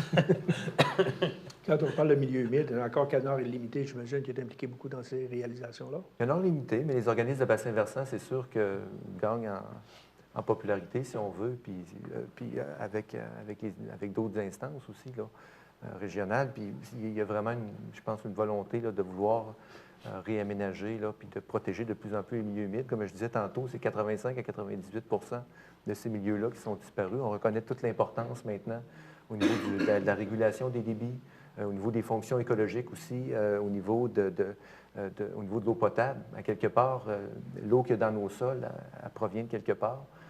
Donc, c'est des éléments qu'il faut faire de plus en plus attention, là, ça, c'est sûr. Oui, bonjour. Je me présente, Jean-François Dubé. Je suis président de la coop de gestion forestière des Appalaches à Sainte-Apolline, pas tellement loin de Montmagny. Nous, à Sainte-Apolline, on fait de la biomasse depuis longtemps. C'est nous qui fournissons l'hôpital depuis pas les tout débuts. Là. Il y a eu un autre fournisseur avant nous. Tout ce que j'entends ce soir, dans le fond, autant au niveau de la gestion des cours d'eau, autant au niveau de la gestion des matières résiduelles, autant au niveau de l'électrification, c'est que pour être efficace, il faut être cohérent. La cohérence, c'est un peu la clé de tout ça. À l'heure actuelle, il y a un éléphant blanc à Montmagny, on en a parlé un peu tantôt, et c'est le gaz naturel. Hein? C'est 46,7 millions de fonds publics, si je ne m'abuse, pour une énergie fossile, une énergie qu'on sait qui est non renouvelable, qui provient de la fracturation hydraulique des gaz de schiste, à vaste majorité. Donc, si ceux qui se rappellent les images sensationnelles, ça, c'était la madame aux États-Unis qui allumait sa champlure, là. Hein, qui faisait couler le robinet, puis l'eau allumait. Là. Donc, c'est ça qu'on va avoir à Montmagny. Pour des raisons, je l'ai entendu tantôt, ça a été dit très clairement, économiques. La Chine, à l'heure actuelle, construit des centrales au charbon encore en quantité astronomique pour des raisons économiques, il faut se le rappeler. Donc, nous, ce qu'on se demande à la CGFA, on participe à l'heure actuelle à la réutilisation au comité là, du Fonds Éco-Leader pour l'utilisation des matières résiduelles, la valorisation des matières résiduelles, principalement des usines de deuxième, troisième transformation dans le milieu forestier. Nous, on a une capacité à l'heure actuelle de ramasser tous ces matériaux-là. On a déjà une rencontre de prévue avec Mme Bousquet, avec Mme Fortin. Ce qui nous manque, c'est des marchés. C'est bizarre à dire, hein? Mais il nous manque des marchés. Puis à l'heure actuelle, les marchés potentiels qu'on vise, ils attendent le gaz. Ils attendent le gaz. Donc, nous, ce qu'on propose, c'est une énergie verte, une énergie propre, une énergie qui est locale, dans un contexte d'économie circulaire, des circuits courts, et ce à quoi on s'oppose, bien pas qu'on s'oppose, mais ce qu'on rencontre sur notre chemin, c'est des fonds publics investis massivement pour des gaz qui proviennent de l'Ouest canadien, qui proviennent du Middle West des États-Unis, venir nous faire concurrence chez nos propres clients qu'on détient à l'heure actuelle. Donc, la cohérence, on ne la sent pas, je vous dirais, on ne la sent pas du tout. On est à la recherche depuis un peu là-dedans. On est un peu mêlés. Je ne vous compterai pas de mentir. On se demande qu'est-ce qui se passe. Vous aviez une question à poser à ces gens. Ce serait quoi? Ce serait comment vos organismes respectifs perçoivent la cohérence, justement, de l'avenue du gaz à Montmagny, alors qu'il existe des solutions, on a parlé tantôt, à tout ça. Autre.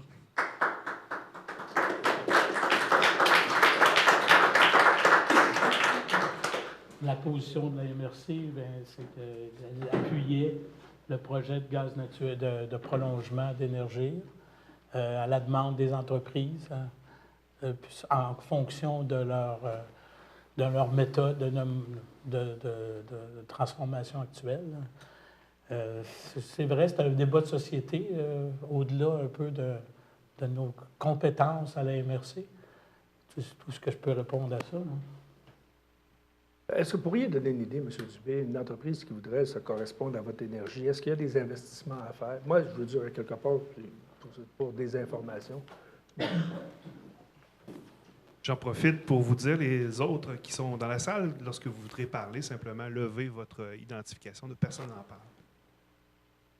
Oui, c'est sûr que quelqu'un qui veut convertir sa chaufferie à la biomasse, par exemple, va avoir des investissements, tout comme si elle voulait passer du mazout à l'électricité. Ce n'est pas les mêmes équipements, évidemment. Normalement, les équipements sont relativement similaires. C'est sûr qu'il y a plus de pièces mobiles, peut-être, mais à l'heure actuelle, on a un projet avec Nature Québec qui s'appelle « Chauffer à la biomasse forestière, mobilisation des communautés dans Chaudière-Appalaches ». Donc, on s'est associé à la Fédération des coopératives québécoises du Québec, son service Forêt-Énergie. On est avec Nature Québec, je l'ai déjà dit, plusieurs conseils régionaux d'environnement pour essayer de développer la chauffe à la biomasse forestière dans Chaudière-Appalaches. Ce projet-là permet à l'heure actuelle de faire une évaluation gratuite du potentiel de conversion de toute industrie, usine, institution qui voudrait faire la conversion vers la biomasse. Donc ça, c'est en cours. Je vous invite à nous contacter. Ça coûte 0. Et notre objectif avec tout ça, c'est de faire 50 évaluations et d'amener 6 projets jusqu'à la conversion, là, des chaudières au mazout ou peu importe, là, au gaz ou au propane, jusqu'à l'utilisation de la biomasse. Et il existe des fonds via, le nom du fonds m'échappe, c'est... enfin... Ça peut-il que ce soit un peu méconnu comme de l'apport, puis vous visez des industries, vous visez des entreprises. J'imagine que vous êtes déjà à l'hôpital. On est déjà... Il y a peut-être d'autres institutions publiques, des écoles ou à quelque part où est-ce que vous pourriez investir, alimenter le marché? Oui, bien, on a eu ces rencontres-là, mais on attend le gaz à ces endroits-là. Donc, à l'heure actuelle, je ne les nommerai pas. Là, je ne veux pas être méchant, c'est des clients potentiels. On les aime. Non, mais je ne veux pas identifier, mais je veux dire, il n'y a pas juste Montmagny non plus. On parle de 2 MRC. Oui, mais nous, dans le fond, notre projet couvre Chaudière-Appalaches de Thetford Mines à aller jusqu'au Bas-Saint-Laurent. Parce que moi, j'ai cru comprendre qu'ils n'iront pas plus loin que Montmagny. Là, le bout, il va arrêter non, nous, là. on peut livrer jusqu'à Lévis. À l'heure actuelle, on livre déjà de la biomasse à Pont-Rouge. OK. Je suis un producteur de bois. Il y a des projets avec les municipalités, par contre, parce que c'est des missions qu'on a fait pour aller voir un petit peu les chaufferies en France, là, à Saint-Just, Notre-Dame-du-Rosaire, Sainte-Euphémie, des villages comme ça, là, qui souvent, ben, comme tu disais, comme vous disiez, là, c'était l'école ou le bâtiment municipal, un centre communautaire, puis une résidence personnes âgées. Ça, c'est, en tout cas, au niveau de la MRC, Jean-Louis a travaillé fort pour inciter les municipalités à regarder vers la biomasse. C'est très intéressant. Là où on n'a pas senti cet engouement-là, c'est au niveau des entreprises là, qui ont des systèmes, puis peut-être par méconnaissance ou par manque de technologie, mais étaient plus portés à aller vers le gaz naturel selon leur demande. Là. Est-ce que la grève du CN, à un moment donné, a pu sensibiliser les gens à la proximité de la matière, puis ça pourrait aider une organisation comme la Cour forestière je pense que ça aide le projet de gaz naturel à entendre certains producteurs agricoles qui disaient que s'il y avait eu le prolongement du gazoduc vers ici, il y aurait pu il n'y aurait pas eu à attendre le propane. Là-dessus, c'est ce qu'il disait. Là, oui, mais des séchoirs à grains qui marchent aux granules forestières, là, ça existe. Bon, ben. Puis, je ne sais pas si vous avez vu l'article de Louis-Gilles Francoeur, là, un ancien commissaire du BAP, samedi dans la presse, qui disait que lui, je pense que c'est en 83, il y avait déjà des technologies électriques pour... Monsieur Têtu, lui, ben, il était interviewé, justement, et puis il disait qu'il avait fait l'étude, puis... C'était pas assez de production pour que ça fonctionne au granule. Mais ça, c'est un agriculteur qui a dit ça suite à une étude que je ne connais pas. Je ne suis pas expert dans le domaine de l'énergie. Pour de la chaleur, là, il y a assurément des alternatives. Quand le procédé industriel a besoin d'une flamme pour faire quelque chose autre que de la chaleur, là, il faut aller vers de l'électrique, puis c'est là où l'équipement joue. Mais la biomasse peut remplacer énormément d'utilisation des combustibles fossiles. Mon nom, c'est Anne-Marie Berthion. Moi, je fais partie de Montmagny en transition et je suis aussi de la mobilisation environnementale régionale qui a été fondée tout à fait récemment. Là, je ne sais pas trop par où commencer parce que, en fait, le thème ce soir, c'est l'environnement et les changements climatiques. Et je trouve qu'on a parlé beaucoup d'environnement, mais les changements climatiques vont avoir un impact considérable sur l'environnement. Et je pense qu'il faudrait qu'on donne un certain temps à ce thème-là.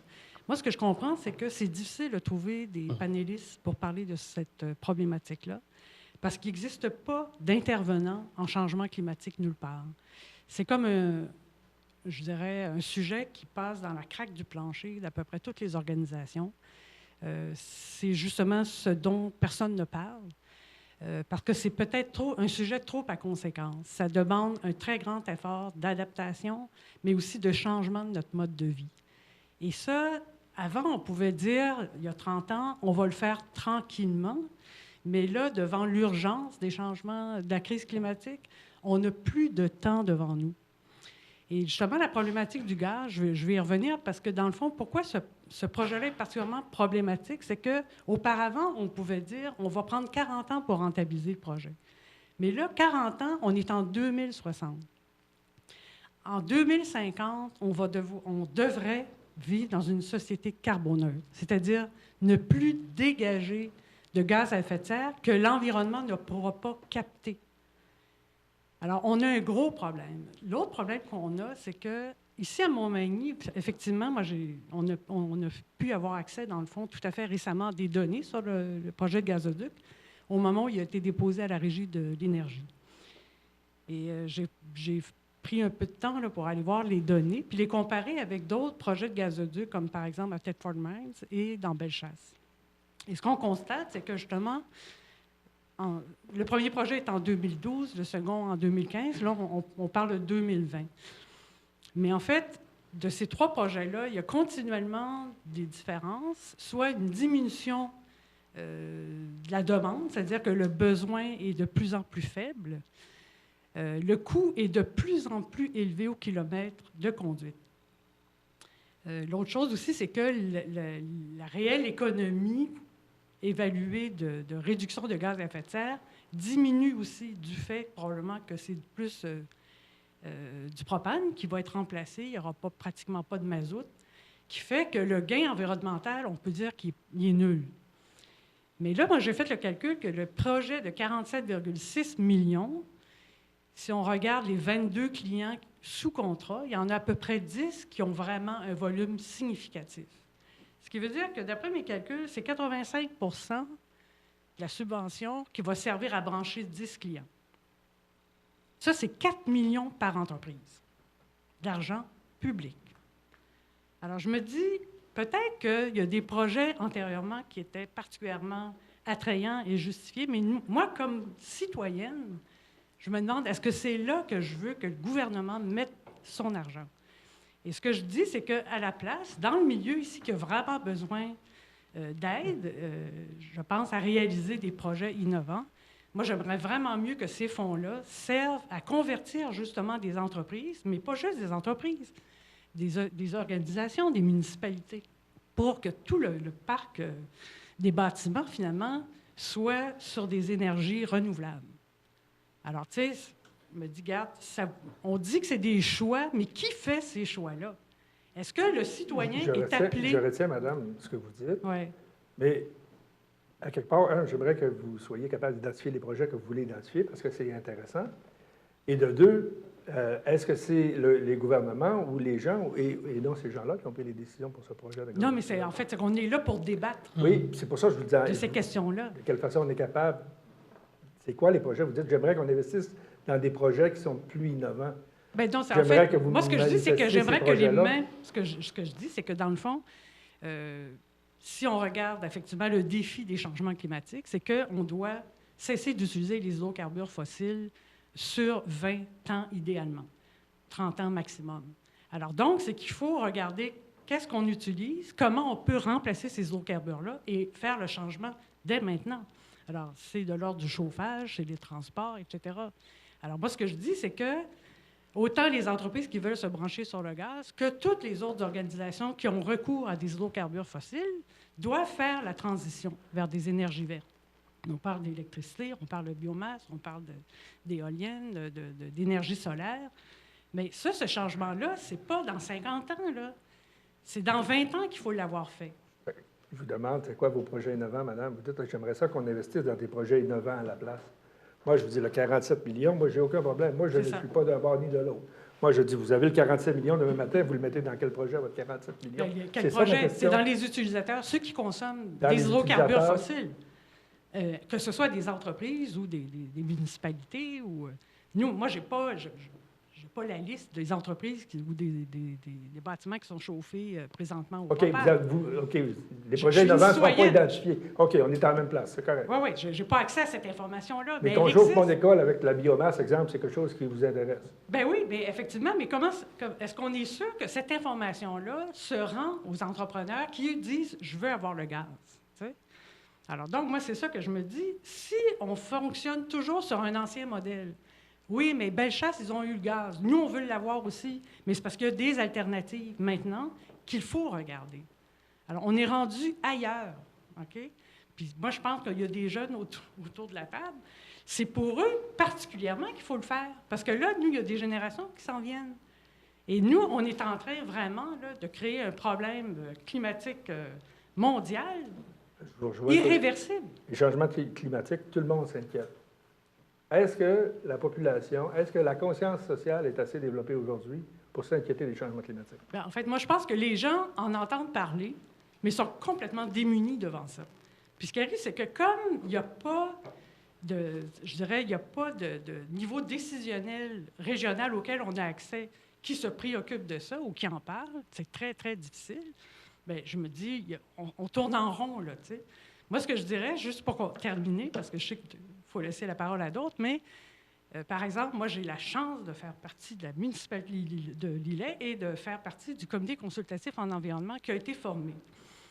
C'est la seule municipalité qui a été chercher des subventions pour faire une évaluation des risques reliés au changement climatique et qui s'est dotée d'un plan d'adaptation au changement climatique qui a été adopté au printemps 2019 et qui va mettre en œuvre ces mesures-là avec l'aide des citoyens. Mais là, j'ai regardé, là, il n'y en a pas d'autres dans Chaudière-Appalaches, ou du moins tel que rapporté sur le site de Phare Climat. Mais effectivement, quelle municipalité a son bilan de gaz à effet de serre, a un plan de réduction de gaz à effet de serre? Quelle municipalité se préoccupe de ça et se donne des outils? Alors, moi, je vous dis, là, il faut commencer par ça. Non, ben, on suit ce que Lillet fait. On trouve ça intéressant. Là, on a vu aussi qu'est-ce que Lillet a fait. Puis peut-être que ça va être un des projets qui sera dans nos municipalités. C'est un exemple. C'est justement le but de parler des choses que personne ne parle pas. Exactement. Et je vais vous répondre que tantôt, vous avez fait allusion aux panélistes.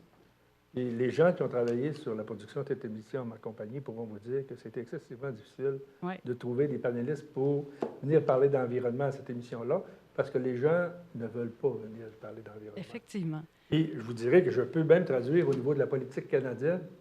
Il y a un député qui est élu pour le gouvernement qui est quand même assez populaire en environnement. Comment se fait-il qu'il n'a pas été nommé ministre dans l'environnement? Mais quelque part, je veux juste vous montrer un exemple que quand on parle d'environnement dans nos communautés, c'est des sujets qui sont délicats. En fait, ce n'est pas l'environnement qui est délicat, c'est les changements climatiques. Oui. C'est pas la même chose. C'est ça. Oui, effectivement. Puis moi, je suis consciente aussi d'une chose, c'est que s'il n'y avait pas un projet de gazoduc, ça serait beaucoup plus facile de parler de ces sujets-là. Mais il y a comme une omerta. Tant que le tuyau n'est pas passé, il ne faut pas aborder ces sujets-là. Il ne faut pas que ça nuise à la réalisation du projet. Parce que c'est sûr que ce projet-là, au niveau environnemental... Mais, je dis, madame, on va arrêter de parler de ça. Ce n'était pas l'objectif de parler de ça. C'était parler dans la globalité. Oui. Puis justement, à un moment donné, c'est qu'on veut arriver tantôt, puis une question, la jeune Greta, qui, à quelque part, a fait parler beaucoup d'elle. Je voulais justement qu'on ait les commentaires pour que les jeunes en parlent. Puis on n'a pas abordé beaucoup la question des changements climatiques, parce qu'on s'attend justement à ce que l'Assemblée l'amène, cette dynamique-là. Oui. À partir du moment où on prend 10 minutes pour parler de ça, quand on sait qu'à quelque part, vous allez nous apporter le sujet, bien moi, je vous remercie de l'avoir apporté, le sujet, pour qu'on soit capable d'en parler. Puis la conscience sociale des gens, c'est très important. Puis à un moment donné, tu sais, je veux dire, c'est la politique des petits pas. Hein. Ce qu'on veut, c'est qu'à un moment donné, si dans d'autres rencontres qu'on a faites, il y a des petits pas qui ont été posés. Effectivement. Ben, si la somme des petits pas permet d'améliorer nos communautés, on va tous être gagnants. C'est ça. Mais à un moment donné, il va falloir faire un grand pas en avant. Une chose est sûre, personne n'en parle, c'est la thématique de ça me fait plaisir d'en parler, puis soyez assurés que je n'ai pas peur d'en parler. Je veux dire, habituellement, je suis capable d'assumer mes idées. C'est intéressant de savoir qu'en culture, exemple, lors d'une soirée sur la culture, a suivi au lendemain de ces efforts qu'on a fait à Personne n'en parle, des rencontres entre les deux MRC, entre le secteur de Lillet-Montmagny, donc par les citoyens. Donc, moi, je pense beaucoup qu'on est un peu une petite bougie d'allumage. La balle nous appartient. À vous, madame, de vous nommer. Monsieur veut parler? Oui, juste pour amener un élément de précision, il y a 5 ou 6 municipalités dans Chaudière-Appalaches qui ont fait leur bilan de gaz à effet de serre. C'était souvent dans le cadre des programmes là, qui étaient financés par la Fondation canadienne des municipalités. Le défi, après, c'est de mettre ça en œuvre. Comment une municipalité qui prend connaissance de ça va être en mesure d'amener les correctifs, tantôt dans son parc de véhicules, tantôt dans son parc de bâtiments. Ça prend beaucoup d'efforts, puis l'accompagnement est rare. Mais ça se fait, il y en a qui entreprennent ce genre de choses-là, puis Lillet est un bel exemple.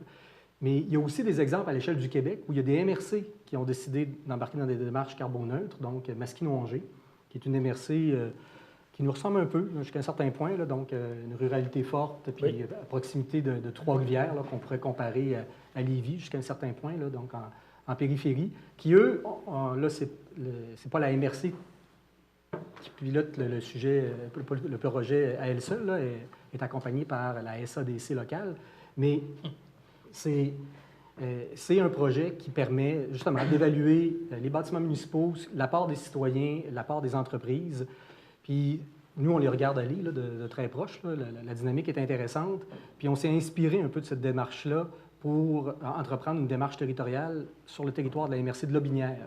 Donc à travers une initiative qui s'appelle Demain Lotbinière, où les groupes socio-communautaires sur le territoire se mobilisent, puis essaient de comprendre les enjeux climatiques. On comprend que ce n'est pas dans leur quotidien faire ça. Puis il y a un apprentissage, puis il y a des citoyens comme vous là, qui s'investissent dans différents comités dans un but tout à fait d'améliorer la résilience de ces communautés-là, puis de faire en sorte que la qualité de vie de ces milieux-là s'améliore.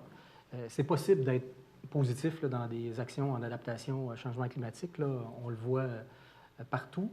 Puis je pense que ces exemples-là, ben, on peut s'en servir ailleurs là, pour au moins amener les sujets puis essayer de trouver des solutions communes. Là, parce qu'il y en a il y a des superbes initiatives à avoir partout sur le territoire. Merci. Je trouve ça... oui, c'est bon. Bien, je trouve ça intéressant, parce qu'on a parlé de petits pas. En fait, les changements climatiques, c'est vraiment quelque chose qui se joue à tous les paliers. Il faut arrêter d'attendre que d'autres paliers prennent des décisions pour nous. Oui, dans le meilleur des mondes, il y aurait des lois plus restrictives en environnement, il y aurait des lois qui feraient payer les entreprises qui utilisent une trop grande part qui rejettent trop de carbone. Mais en fait, à tous les paliers, ça peut se jouer les changements climatiques. Je pense le 27 septembre dernier, où il y avait la journée mondiale de grève pour l'environnement, le Cégep de la Pocatière, puis son extension, le Cégep de Montmagny, a décidé de se regrouper. Et là, on prenait les points de vue des étudiants, des professeurs, on faisait des discussions, on avait des conférences. Et là, il est ressorti différentes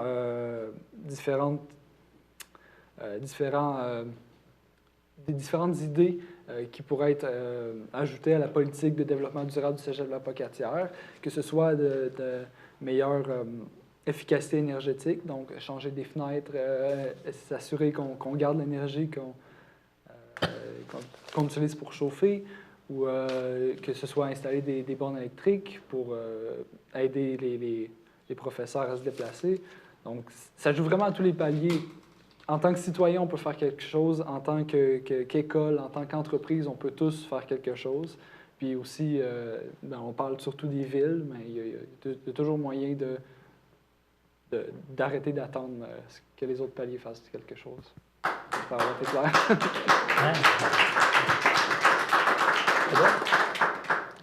Les changements climatiques, en fait, c'est le plus grand défi qui nous est donné actuellement dans notre société. Puis si on échoue, ben, la planète va continuer d'exister, mais l'humain, peut-être pas.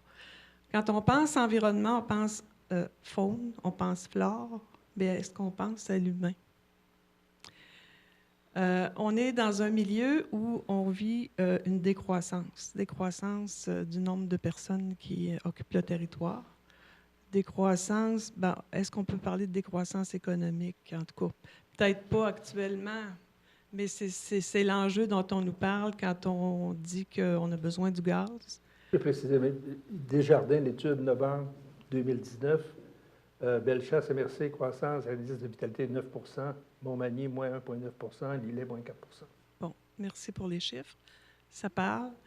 Donc, les changements climatiques nous incitent à prendre des mesures maintenant. Mais les mesures, c'est tout le monde, c'est le citoyen, les organisations, les commerces, les entreprises, c'est tout le monde si on veut réussir. Et moi, j'aimerais savoir si dans notre milieu, on a commencé à se réunir pour se doter d'un plan stratégique pour atteindre des objectifs concrets, parce que les scientifiques nous disent qu'on a 10 ans pour agir. Il ne faut pas attendre dans 10 ans, il faut agir maintenant. Et récemment, j'ai mis la main sur un livre intéressant, c'est Saint-Camille, le pari de la convivialité. Saint-Camille, c'est un petit village dans l'Estrie. où sa population a décru considérablement au fil des années. Un petit village qui avait 1200 habitants s'est retrouvé avec 400 personnes. Donc, à un moment donné, ils se sont dit, qu'est-ce qu'on fait? Qu'est-ce qu'on se donne comme plan pour arriver à survivre? C'est un livre que je vous encourage à lire, mais là-dedans, il y a tout un plan aussi qu'on pourrait suivre. Moi, j'invite nos élus, j'invite les entreprises du milieu, j'invite toutes les organisations. Je me souviens, il y a 40 ans, j'ai travaillé à un projet qui s'appelait les Centres communautaires d'économie d'énergie.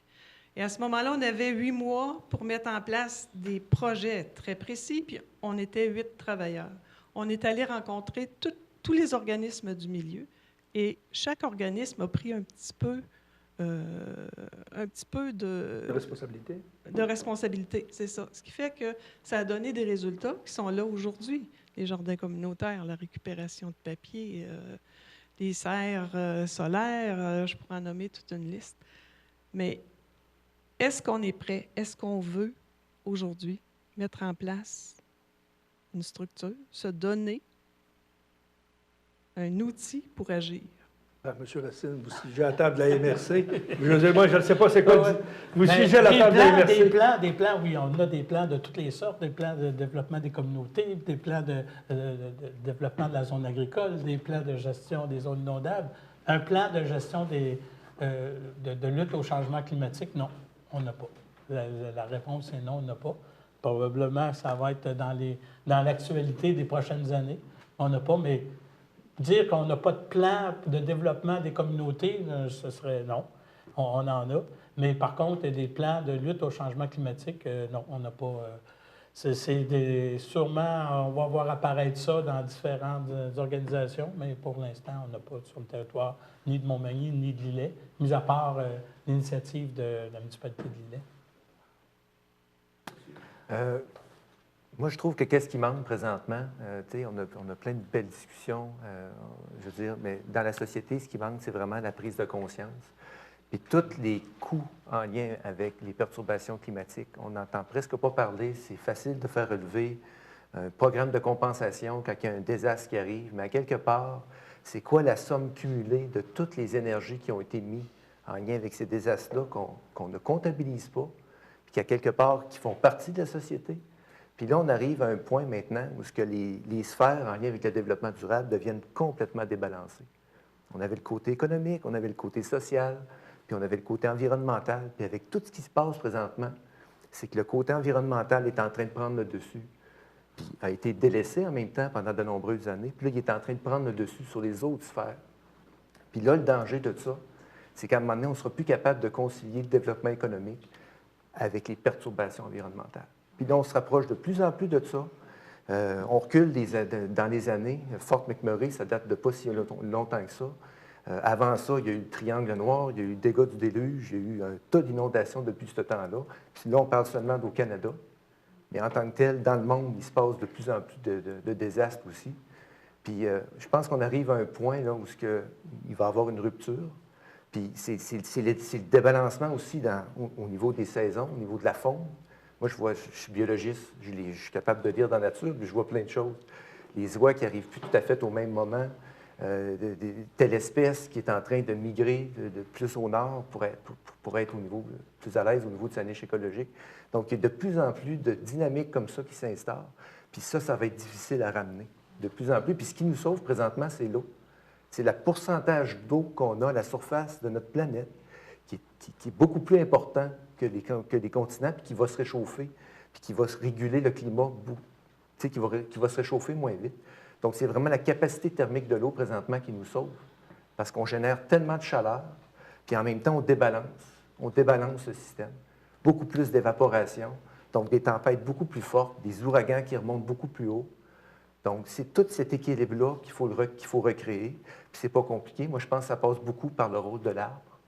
Il faut replanter des arbres, il faut recréer des structures qui sont dynamiques, qui vont freiner le vent, qui vont ralentir la fonte des neiges, il faut ramener l'eau sur les territoires. Toute la masse thermique de l'eau qu'on avait sur les territoires qu'on n'a plus, cette eau-là, elle a été chenalisée, est partie. Donc, c'est toute cette dynamique-là qu'il va falloir remettre en place. Puis ça ne sera pas évident. Puis c'est cibler des superficies à reboiser, C'est planter les arbres, c'est de se créer une stratégie. Moi, quand j'entendais parler là, du fonds vert, puis il faudrait les investir dans des infrastructures pour nous faire sauver de l'essence, moi, il y a de quoi qui ne marche pas. Il faut recréer de la nature. Ça a commencé par ça. On est issu de la nature, on est issu de la forêt. On est des enfants de la nature. Il faut la recréer maintenant, la nature. C'est ça qui va nous sauver. Ça prend un point tournant à un moment donné pour être capable de dire, ben, écoute, on fait quoi? Je comparais avec l'industrie forestière quand l'artiste Richard Desjardins a sorti l'Aurore boréale. À un moment donné, on comprendra tous qu'il y a eu une sensibilisation à la grandeur du pays pour dire, à un moment donné, notre forêt, il faut mieux la gérer. À un moment donné, probablement qu'au niveau de l'environnement, il va falloir qu'il y ait quelque chose pour dire, ben, écoutez, notre environnement, peut-être aussi qu'il va falloir mieux le gérer. Je voudrais ajouter quelque chose. J'adhère à une grande partie des propos. Par contre, il faut garder encore un peu d'espoir qu'on peut faire changer les choses, puis que l'avenir est ouvert encore. C'est-à-dire qu'il y a énormément de possibles. La sensibilisation des gens, l'accès à la connaissance. Il y a eu le groupe Ouranos, qui est un groupe de spécialistes sur le climat, là, qui œuvre au Québec, a fait des projections pour le Québec, puis la Chaudière-Appalaches en fait partie. Là. Le territoire a été découpé en tuiles à peu près de 10 km par 10 km, puis on est capable de faire des projections sur la température moyenne, minimale, maximale par mois sur 20, 30, puis 50 ans devant nous. Et il y a des opportunités dans les changements climatiques pour une région comme la nôtre sur certains aspects, mais il y a aussi des débalancements qu'il va falloir apprendre à maîtriser. Là. Donc, c'est pas blanc ou c'est pas noir. Là. Il y a une zone grise. On n'est pas dans une zone qui est en train de se désertifier à vitesse grand V. Là. On est dans une zone qui se réchauffe. Sur les 30 prochaines années, notre climat là, sur le littoral ici va ressembler à ce qu'il y a actuellement au sud du Québec. Là. Donc, Hemingford. Hemingford. Donc, des Noëls blancs là, vont devenir plus rares dans 30 ans dans des régions comme ici. C'est possible. Donc, mais on sait déjà à quoi ressemble ce climat-là dans le sud du Québec. Les producteurs agricoles sont capables de parler aux producteurs agricoles qui sont là-bas. Ils ont des défis, c'est-à-dire on n'élève plus les animaux de la même manière parce que des besoins de ventilation, de climatisation dans certains élevages, ce n'est pas une réalité chez nous, mais c'est une réalité au sud du Québec ou en Ontario. Par contre, il y a des plantes qui poussent mieux dans ces climats-là. Donc, c'est d'apprendre à prévoir l'avenir. Mais le plan qu'on n'a pas, là, il est beaucoup basé sur la connaissance de ce qui s'en vient. Ça, il commence à avoir des spécialistes au Québec. Il faut leur porter attention parce que c'est avec eux qu'on va être en mesure de planifier. Il y a des gens qui vont avoir des problèmes beaucoup plus importants que nous à court terme. Là, c'est les peuples qui habitent plus au nord au Québec où l'effet du réchauffement est accéléré. C'est-à-dire que on parle du fameux 1,5, 2 ou 2,5 degrés. Ça, c'est une moyenne mondiale. Au Québec, c'est déjà davantage là, parce qu'on est au 45e parallèle. Mais dès qu'on monte plus vers le nord, ça va être un différentiel de 5, de 6 degrés qui est à prévoir. Donc là, les écosystèmes vont avoir de la difficulté à suivre. Mais ici, je pense qu'il faut apprendre à travailler ensemble. Merci de votre éclairage. Ça conclut bien. Vous savez, la soirée avance. On va prendre un dernier 30 secondes de la salle, s'il vous plaît. Une toute petite question qui porte à réflexion. J'aimerais savoir si vous trouvez juste et équitable que les 46 et quelques millions qui sont prévus pour la construction de la desserte du gaz servent à augmenter les gaz à effet de serre dans un contexte où on a des villages en décroissance puis d'autres entreprises qui auraient besoin d'aide financièrement. Nos villages aussi en auraient besoin pour faire la transition. Est-ce que c'est juste et équitable, d'après vous?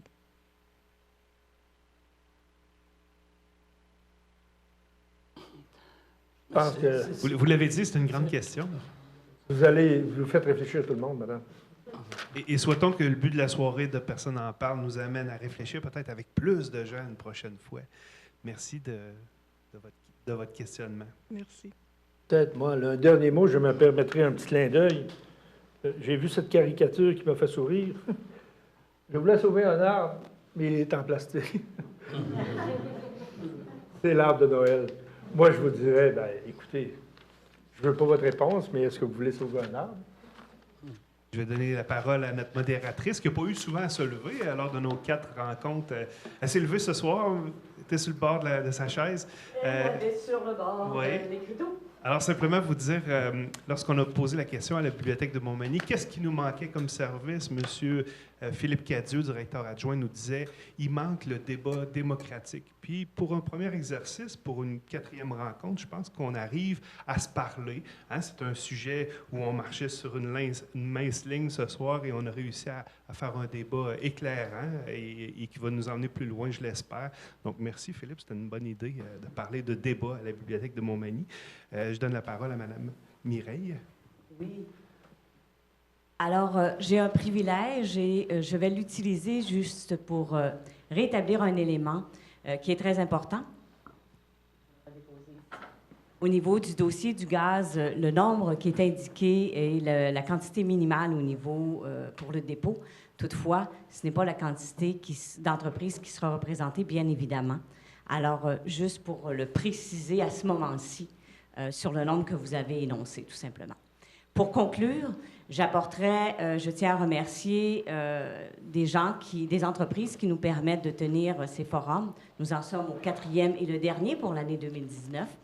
Alors, ces forums sont rendus possibles grâce à la collaboration de notre députée ministre, Mme Marie-Ève Proulx, de Desjardins Entreprises, du journal Loi Blanche, de Nous TV, de la Chambre de commerce de Montmagny et bien évidemment de notre bibliothèque de Montmagny. Sur ce, je nous dis rendez-vous pour la prochaine édition, assurément, en 2020, parce que Personne n'en parle a fait sa marque cette année et nous devons poursuivre dans cette lignée. Alors, à vous tous et à vous toutes, je vous souhaite de très joyeuses fêtes, bon repos et revenez-nous en forme pour poursuivre les débats en 2020. Merci.